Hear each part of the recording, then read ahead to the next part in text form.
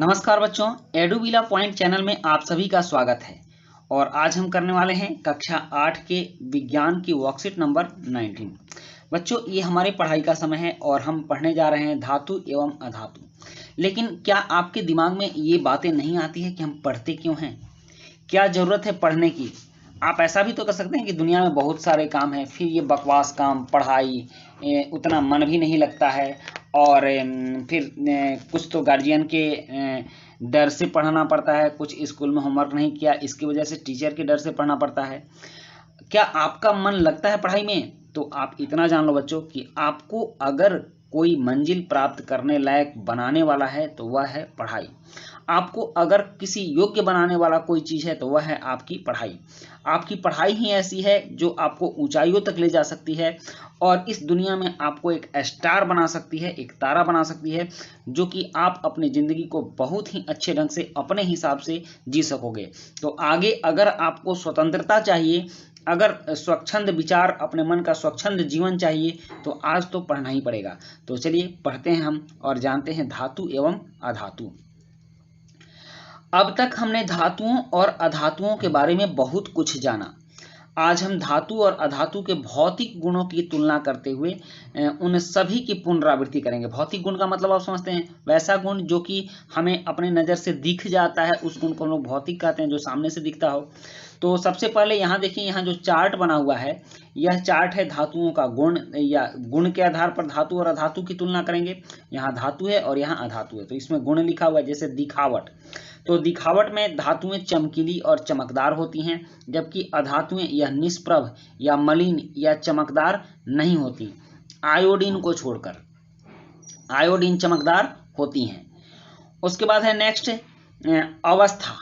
अवस्था में है कि सभी धातुएं सामान्य ताप पर ठोस होती हैं, परंतु पारा, मरकरी कमरे के ताप पर तरल अवस्था में होता है, जिसका उपयोग थर्मामीटर में होता है। थर्मामीटर जो बुखार नापने वाला जो थर्मामीटर होता है, उसमें पारा का उपयोग होता है। वह गर्म होता है और गर्म होकर फैलने लगता है, जिसकी वजह से हमें पता चलता है कि हमारे शरीर का तापमान इतना है। तो मरकरी ही एक ऐसी धातु है जो कि सामान्य अवस्था पर भी तरल अवस्था में रहती है, सामान्य ताप पर तरल अवस्था में रहती हैं, जबकि अधातुएं ठोस, द्रव और गैस तीनों अवस्थाओं में पाई जाती हैं। जल द्रव अवस्था में है, लकड़ी ठोस अवस्था में है और वाष्प गैस अवस्था में है। तो इस आधार पर भी हमने धातुओं और अधातुओं की तुलना की। नेक्स्ट है कठोरता। सोडियम, पोटेशियम और लेड को छोड़कर अधिकांश धातुएं कठोर होती हैं। सोडियम और पोटेशियम ऐसी धातु है जिसको हम लोग चाकू से काट सकते हैं, इतनी नरम होती है। लेकिन बाद बाकी इनको अगर छोड़ दे तो ऐसी कोई भी धातु नहीं है जिसको हम चाकू से काट सकते हैं। सारी धातुएं कठोर होती हैं, जबकि जितने भी अधातुएं होती हैं नरम और भंगुर होती हैं, यह पीटने पर टूट जाती हैं। और आघात वर्धनीयता, आघात वर्धनीयता का मतलब होता है जिनको पीट कर सीट में परिवर्तित किया जा सकता है, चादरों में परिवर्तित किया जा सकता है। तो धातुओं में यह गुण होता है कि धातुओं को पीट कर आघात वर्धनीयता, उनको चादरों में परिवर्तित किया जा सकता है, जबकि अधातुओं को हम पीटेंगे तो यह नरम होने के कारण चोट करने पर टूटकर बिखर जाएगा, अतः ये आघात वर्धनीय नहीं होती। धातुएं आघात वर्धनीय होती हैं और अधातुएं आघात वर्धनीय नहीं होती। नेक्स्ट है तन्यता। तन्यता, तन्यता किसको कहते हैं? तो खींचकर तारों में परिवर्तित करना। अगर बहुत जोर से गर्म करके धातुओं को खींचा जाए तो तार बन जाती है। सामान्यतः सभी धातुएं तन्य होती हैं और तारों में परिवर्तित किया जा सकता है, जबकि अधातुओं में ये गुण नहीं होता और ये तन्य नहीं होती, इनको तारों में परिवर्तित नहीं किया जा सकता। नेक्स्ट है चालकता।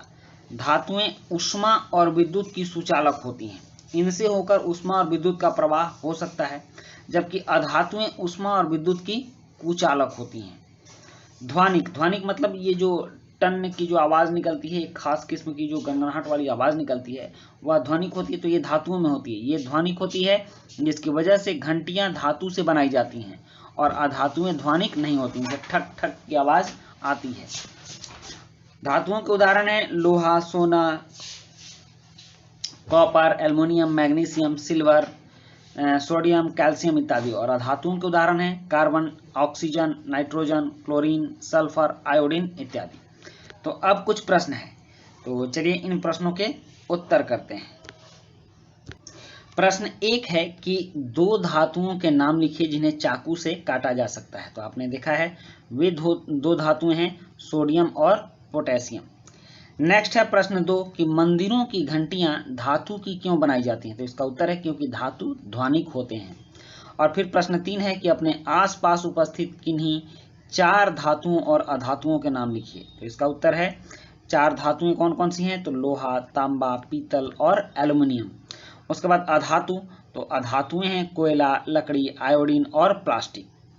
उसके बाद प्रश्न 4 है कि धातु और अधातु में अंतर स्पष्ट कीजिए। तो बहुत सारे अंतर हैं, अगर आप चाहें तो अपने वर्कशीट से दोनों साइड के को पूरा लिख दें तो दो अंतर हो जाएगा, लेकिन थोड़ा सा हम आपको बता रहे हैं कि धातुएं आघातवर्धनीय होती हैं, धातु चमकीली या चमकदार होती हैं, खींचकर तार बनाया जा सकता है, मतलब ये तन्य होती हैं या ध्वनिक होती हैं।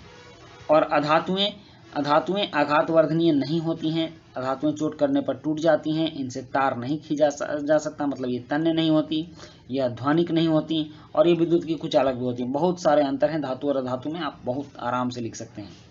फिर प्रश्न 5 है कि एक ऐसी धातु का नाम बताइए जो कमरे के ताप पर द्रव अवस्था में रहती है। तो ऐसी धातु है मरकरी। तो आज की वर्कशीट हमारी बहुत ही आसान थी और इस वर्कशीट को हम लोगों ने कंप्लीट किया। इसी के साथ मिलते हैं नेक्स्ट वीडियो में। Thank you.